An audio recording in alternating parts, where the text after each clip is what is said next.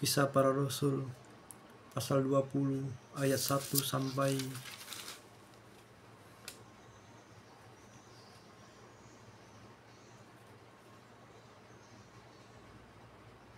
38.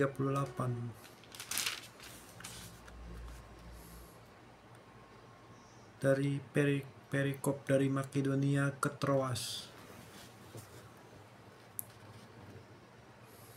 Setelah reda keributan itu, Paulus memanggil murid-murid dan menguatkan hati mereka, dan sudah minta diri, ia berangkat ke Makedonia. Ia menjelajah daerah itu dan dengan banyak nasihat menguatkan hati saudara-saudara di situ. Lalu tibalah ia di tanah Yunani. Sudah 3 bulan lamanya tinggal di situ. Ia hendak berlayar ke Syria.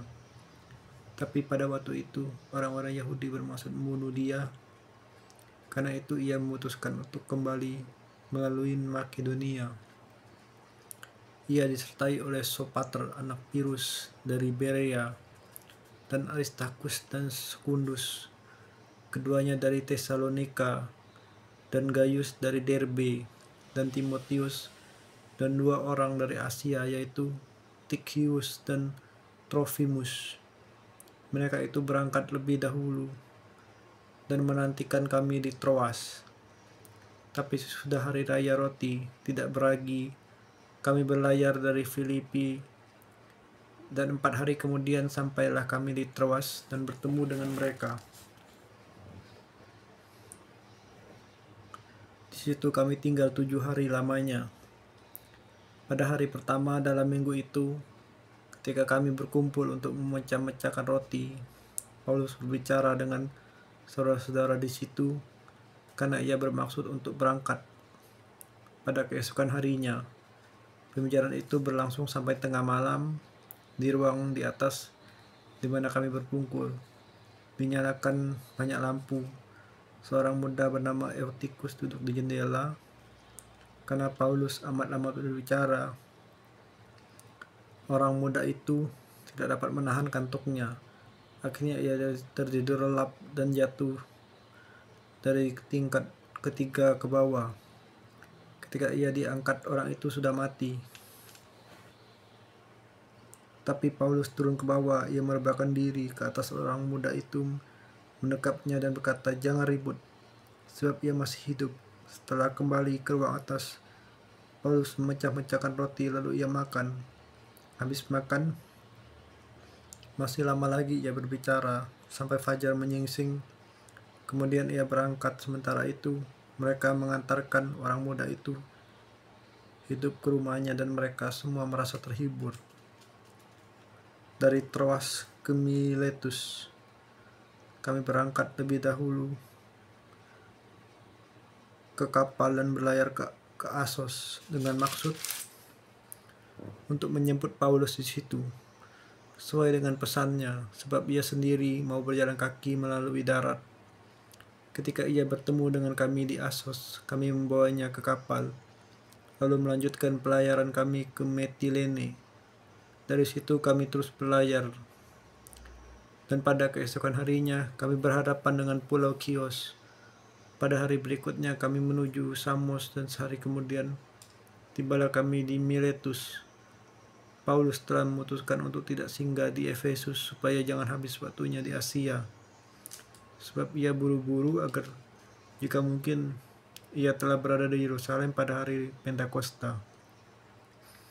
Perikop perpisahan Paulus dengan para panatua di Efesus. Karena itu ia menyuruh seorang dari Miletus ke Efesus dengan pesan supaya para panatua jemaat datang ke Miletus. Sesudah mereka datang, berkatalah ia kepada mereka, "Kamu tahu bagaimana aku hidup di antara kamu sejak hari pertama aku tiba di Asia ini. Dengan segala rendah hati aku melayani Tuhan. Dalam pelayanan itu aku banyak mencucurkan air mata dan banyak mengalami percobaan dari pihak orang Yahudi yang membunuh aku.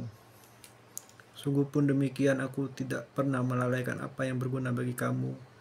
Semua aku beritakan dan kuajarkan kepada kamu, baik di muka umum maupun dalam perkumpulan-perkumpulan di rumah kamu. Aku senantiasa bersaksi kepada orang-orang Yahudi dan orang-orang Yunani supaya mereka bertobat kepada Allah dan percaya kepada Tuhan kita Yesus Kristus. Tapi sekarang sebagai tawanan roh, aku pergi ke Yerusalem dan aku tidak tahu apa yang akan terjadi atas diriku di situ. Selain daripada yang dinyatakan Roh Kudus dari kota-kota kepadaku bahwa penjara dan sengsara menunggu aku.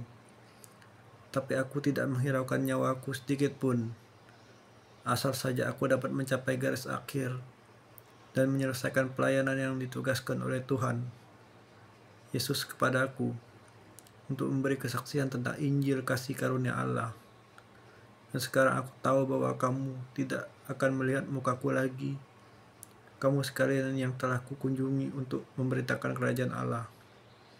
Sebab itu pada hari ini aku bersaksi kepadamu bahwa aku bersih, tidak bersalah terhadap siapapun yang akan binasa, sebab aku tidak lalai memberitakan seluruh maksud Allah kepadamu. Karena itu jagalah dirimu dan jagalah seluruh kawanan, karena kamulah yang ditetapkan Roh Kudus menjadi pemilik untuk mengembalakan jemaat Allah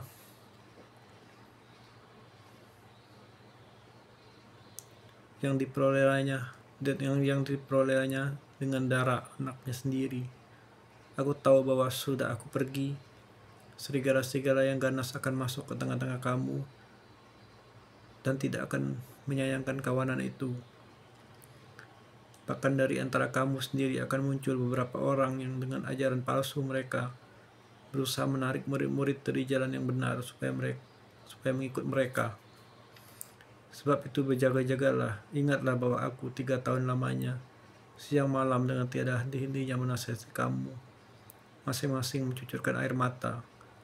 Dan sekarang aku menyerahkan kamu kepada Tuhan dan kepada firman kasih karunia-Nya yang berkuasa membangun kamu dan menganugerahkan kepada kamu bagian yang ditentukan bagi semua orang yang telah dikuduskannya, perak atau emas atau pakaian tidak pernah aku ingini dari siapapun juga. Kamu sendiri tahu bahwa dengan tanganku sendiri aku telah bekerja untuk memenuhi keperluanku dan keperluan kawan-kawan seperjalananku. Dalam segala sesuatu telah kuberikan contoh kepada kamu bahwa dengan bekerja demikian kita harus membantu orang-orang yang lemah dan harus mengingat perkataan Tuhan Yesus. Sebab Ia sendiri telah mengatakan, adalah lebih berbahagia memberi daripada menerima. Sesudah mengucapkan kata-kata itu, Paulus berlutut dan berdoa bersama-sama dengan mereka semua. Maka menangislah mereka semua terseduh sambil memeluk Paulus. Mereka berulang-ulang mencium dia. Mereka sangat berduka cita terlebih karena ia katakan bahwa mereka tidak akan melihat mukanya lagi. Lalu mereka mengantarkannya ke kapal.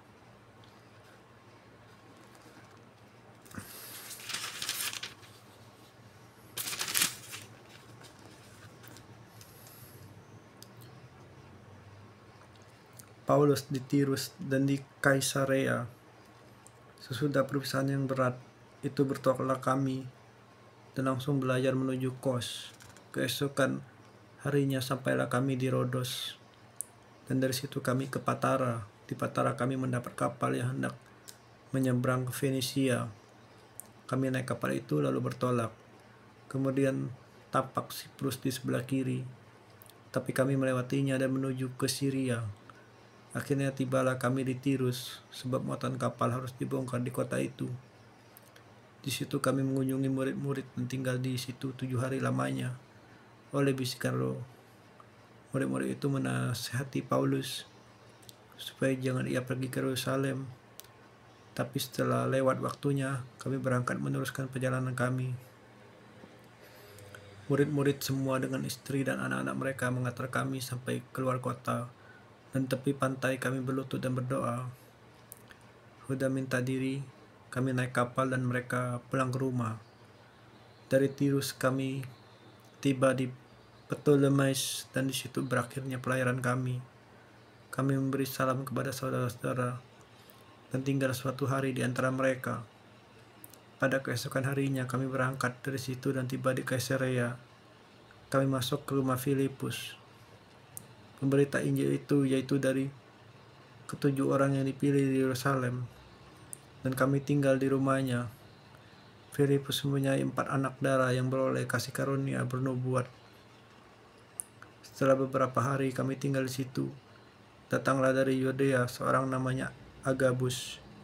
Ia datang pada kami lalu mengambil ikat pinggang Paulus. Sambil mengikat kaki dan tangannya sendiri, ia berkata, "Demikianlah kata Roh Kudus, beginilah orang yang punya ikat pinggang ini akan diikat oleh orang-orang Yahudi di Yerusalem dan diserahkan ke dalam tangan bangsa-bangsa lain." Mendengar itu, kami bersama-sama dengan murid-murid di tempat itu memintanya supaya Paulus jangan pergi ke Yerusalem. Tapi Paulus menjawab, "Mengapa kamu menangis? Dan dengan jalan demikian mau menghancurkan hatiku. Sebab aku ini rela bukan saja untuk diikat, tapi juga untuk mati di Yerusalem oleh karena nama Tuhan Yesus." Karena ia tidak mau menerima nasihat kami menyerah dan berkata, "Jadilah kehendak Tuhan." Perikop pertemuan Paulus dengan Yakobus di Yerusalem. Sudah beberapa hari lamanya tinggal di Kaisarea, berkemaslah kami, lalu berangkat ke Yerusalem. Bersama-sama dengan kami turut juga beberapa murid dari Kaisarea. Mereka membawa kami ke rumah seorang yang bernama Manason. Ia dari Siprus dan sudah lama menjadi murid. Kami akan menumpang di rumahnya. Ketika kami tiba di Yerusalem, semua saudara menyambut kami dengan senang, dengan suka hati. Pada keesokan harinya, pergilah Paulus bersama-sama dengan kami mengunjungi Yakobus. Semua penatua telah hadir di situ. Paulus memberi salam kepada mereka, lalu menceritakan dengan terperinci apa yang dilakukan Allah di antara bangsa-bangsa lain oleh pelayanannya. Mendengar itu, mereka memuliakan Allah, lalu mereka berkata kepada Paulus, "Saudara, lihatlah, beribu-ribu orang Yahudi telah menjadi percaya dan mereka semua rajin memelihara hukum Taurat.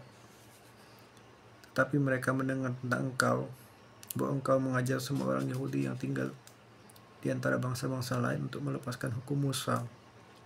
Sebab engkau mengatakan supaya mereka jangan menyunatkan anak-anaknya dan jangan hidup menurut adat istiadat mereka, adat istiadat kita. Jadi bagaimana sekarang? Tentu mereka akan mendengar bahwa engkau telah datang kemari. Sebab itu, lakukanlah apa yang kami katakan ini. Di antara kami ada 4 orang yang bernazar. Bawalah mereka bersama-sama dengan engkau. Lakukanlah pentahiran dirimu bersama-sama dengan mereka dan tanggunglah biaya mereka, sehingga mereka dapat mencukur rambutnya. Maka semua orang akan tahu bahwa segala kabar yang mereka dengar tentang engkau sama sekali tidak benar, melainkan bahwa engkau tetap memelihara hukum Taurat. Tapi mengenai bangsa lain yang telah menjadi percaya, sudah kami tuliskan keputusan kami, yaitu mereka harus menjauhkan diri dari makanan yang dipersembahkan kepada berhala, dari darah, dari daging binatang yang mati dicekik, dari percabulan, dan dari percabulan. Pada hari berikutnya, Paulus membawa orang-orang itu serta dengan dia, dan ia mentahirkan diri bersama-sama dengan mereka, lalu masuk ke bait Allah untuk memberitahukan bila mana pentahiran akan selesai dan persembahan akan dipersembahkan untuk mereka masing-masing. Paulus ditangkap. Ketika masa 7 hari itu sudah hampir berakhir, orang-orang Yahudi datang dari Asia melihat Paulus di dalam bait Allah. Lalu mereka menghasut rakyat dan menangkap dia sambil berteriak, "Hai orang-orang Israel, tolong, inilah orang yang di mana-mana mengatakan semua orang untuk menentang bangsa kita dan menentang hukum Taurat dan tempat ini, dan sekarang ia membawa orang-orang Yunani pula ke dalam bait Allah dan menajiskan tempat suci ini, sebab mereka telah melihat Trophonius dari Efesus sebelumnya bersama-sama dengan Paulus di kota, dan mereka menyangka bahwa Paulus telah membawa dia ke dalam bait Allah. Maka gemparlah seluruh kota dan rakyat datang berkerumun, lalu menangkap Paulus dan menyeretnya keluar dari bait Allah. Dan seketika itu juga semua pintu gerbang bait Allah tertutup. Sementara mereka merencanakan untuk membunuh dia, sampailah kabar kepada kepala pasukan bahwa seluruh Yerusalem gempar. Kepala pasukan itu segera bergerak dengan prajurit-prajurit dan perwira dan maju mendapatkan orang banyak itu. Ketika mereka melihat dia dan prajurit itu, berhentilah mereka memukul Paulus. Kepala pasukan itu mendekati Paulus, menangkapnya dan menyuruh mengikat dia dengan 2 rantai. Lalu bertanya siapakah dia dan apakah yang telah diperbuatnya. Tapi di antara orang banyak itu, ada yang meneriakannya kepada ini, ada pula yang meneriakannya itu. Dan oleh karena keributan itu tidak dapat mengetahui apakah yang sebenarnya terjadi, sebab itu ia menyuruh membawa Paulus ke markas. Ketika sampai di tangga, Paulus terpaksa didukung prajurit-prajurit karena berdesak-desakan orang banyak yang berbondong-bondong mengikuti dia sambil berteriak, "Nyalah dia!" Paulus minta izin berbicara. Ketika Paulus hendak dibawa masuk ke markas, ia berkata kepada kepala pasukan itu, "Bolehkah aku mengatakan sesuatu kepadamu?" Jawabnya, "Tahukah engkau bahasa Yunani? Jadi engkau bukan orang Mesir itu yang baru-baru ini menimbulkan pemberontakan dan melarikan 4.000 orang pengacau bersenjata ke padang gurun?" Paulus menjawab, "Aku adalah orang Yahudi dari Tarsus, warga dari kota yang terkenal di Kilikia. Aku minta supaya aku diperbolehkan berbicara tentang orang banyak itu." Setelah Paulus diperbolehkan oleh kepala pasukan, pergilah ia berdiri di tangga dan memberi isyarat dengan tangannya kepada rakyat itu. Ketika suasana sudah tenang, mulailah ia berbicara kepada mereka dalam bahasa Ibrani. Katanya, "Amin. Terima kasih Tuhan Yesus, Tuhan izinkan hari ini bisa membaca firman-Mu. Haleluya. Dalam nama Tuhan Yesus kami berdoa. Amin."